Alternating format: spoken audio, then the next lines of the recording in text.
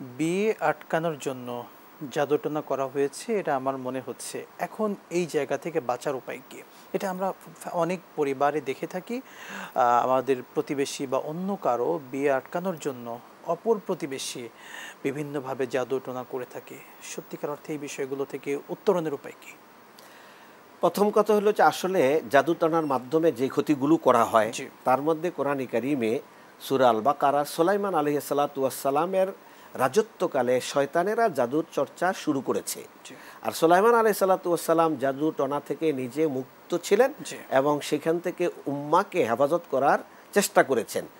হ্যাঁ, এরপরে অমাহুম বিদারিনা বিহি মিন আহাদিন ইল্লা বিইذনিল্লাহ, এরপরে তারা বলতেছে ওয়াতা আল্লামুনা মা ইউফাররিকুনা বিহি বাইনাল মারই ওয়া যাওজিহি, স্বামী স্ত্রীর মধ্যে বিচ্ছেদ, এরপরে বিয়ে শাদী আটকানো, এগুলোর মাধ্যমে জাদু চর্চা করা হতো এবং বর্তমানেও করা হচ্ছে। জি।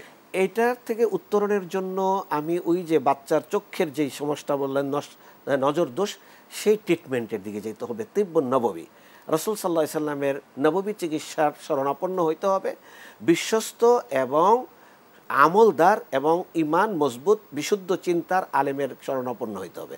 তিনি যেন আবার আমার বিয়ে আটকাইতে গিয়ে আমাকে জাদুর মধ্যে না ফেলে দেন, অথবা জাদুটনার ছলচাতুরিতে আমাকে যেন কোনো ধরনের নিষিদ্ধ জারফুকের কবলের মধ্যে আমাকে ফেলে না দেন।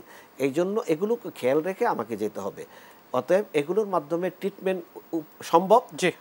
এই সম্ভবটাই শুধু তিব্বত নববীর মাধ্যমে সম্ভব। শুকরান, জাযাকাল্লাহ শেখ, আপনাকে অসংখ্য ধন্যবাদ। গুরুত্বপূর্ণ সময়টুকু আমাদেরকে দিয়েছেন।